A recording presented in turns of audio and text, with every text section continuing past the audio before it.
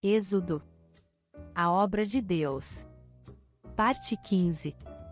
No vídeo anterior vimos a primeira praga, as águas do Nilo transformadas em sangue, um ataque direto contra o deus Api e a religião egípcia que exaltava o rio como divino. Deus expôs a impotência dos deuses do Egito e confrontou o faraó com sinais irrefutáveis. Também observamos que o endurecimento do coração de Faraó não foi acidental, fazia parte do plano de Deus para revelar seu poder por meio de sinais e juízos. O padrão das pragas mostrou a ordem divina no processo. E mesmo diante dessa manifestação clara do poder do Senhor, Faraó permaneceu indiferente, revelando a dureza e a resistência do seu coração. Inscreva-se no canal, ative as notificações e compartilhe este vídeo com outras pessoas. Juntos, podemos levar a palavra de Deus ainda mais longe. Agora, ampliamos a visão e contemplamos o conjunto das 10 pragas como uma sequência de golpes sucessivos de Deus sobre toda a terra do Egito.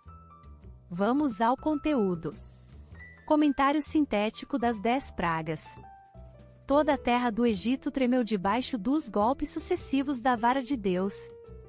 Todos, desde o monarca sentado no seu trono à criada moendo no moinho, tiveram de sentir o peso terrível dessa vara. Enviou Moisés, seu servo, e Arão, a quem escolhera. Fizeram entre eles os seus sinais e prodígios, na terra de Cã, dentre outros. Mandou as trevas que a escurecessem, e elas não foram rebeldes à sua palavra.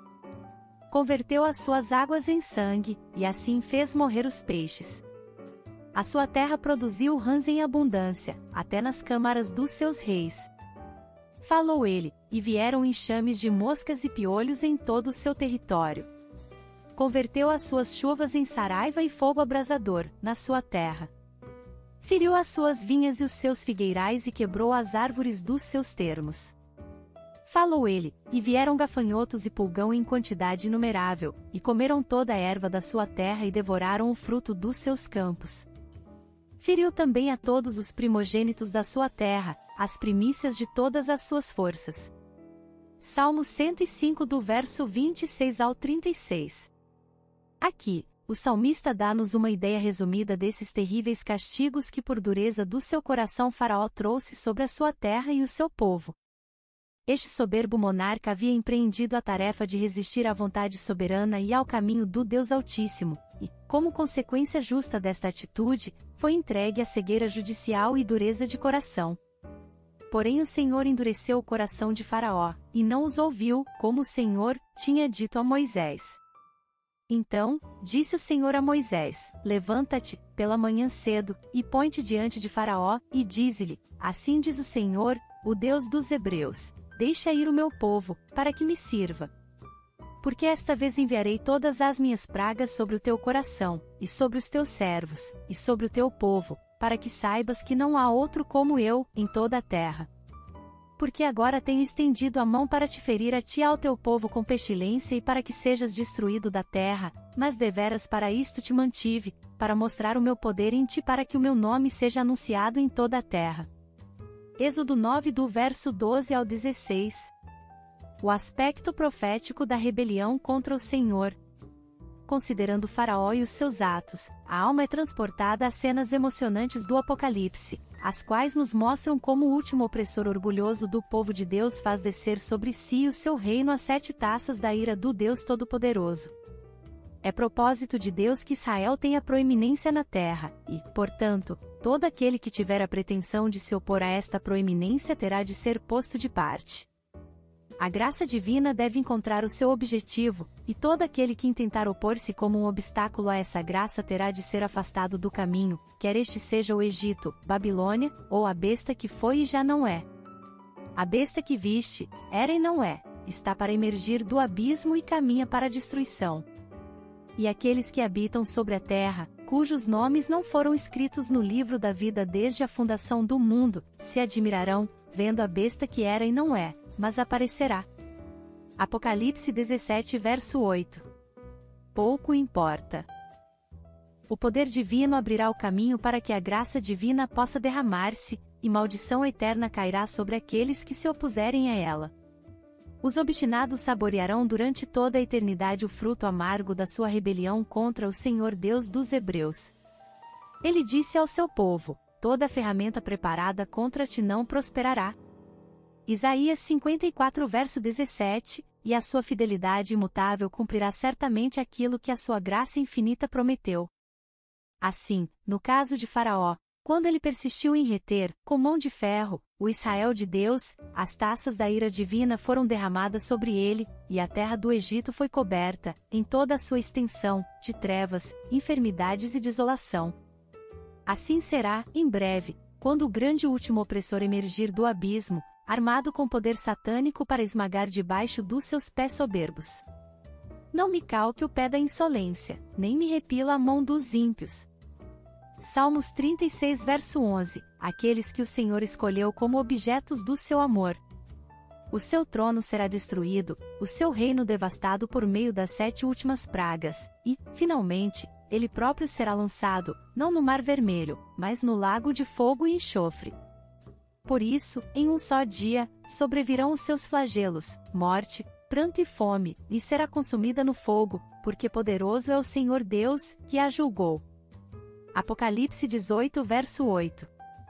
O diabo, o sedutor deles, foi lançado para dentro do lago de fogo e enxofre, onde já se encontram não só a besta como também o falso profeta, e serão atormentados de dia e de noite, pelos séculos dos séculos. Apocalipse 20 verso 10. Nem um tio nem um jota de tudo que Deus prometeu a Abraão, a Isaque e Jacó, deixará de ser cumprido. Deus cumprirá tudo. Apesar de tudo que tem sido dito e feito em sentido contrário, Deus recorda-se das suas promessas e cumpri-las-á, porque todas quantas promessas há de Deus são nele sim, e por ele o amém em Jesus Cristo.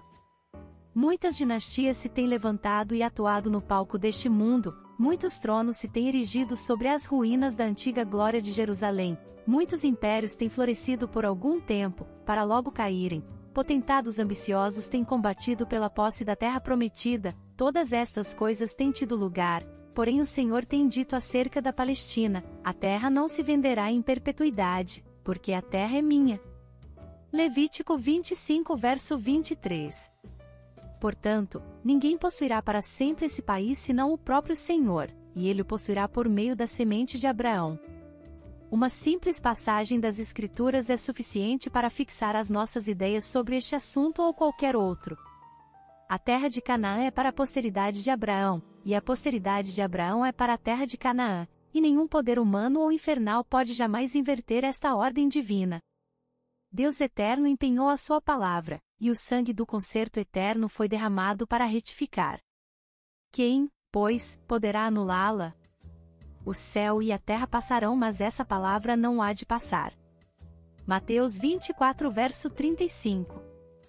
Não há outro, semelhante a Deus, que cavalga sobre os céus para a tua ajuda e, com a sua alteza, sobre as mais altas nuvens.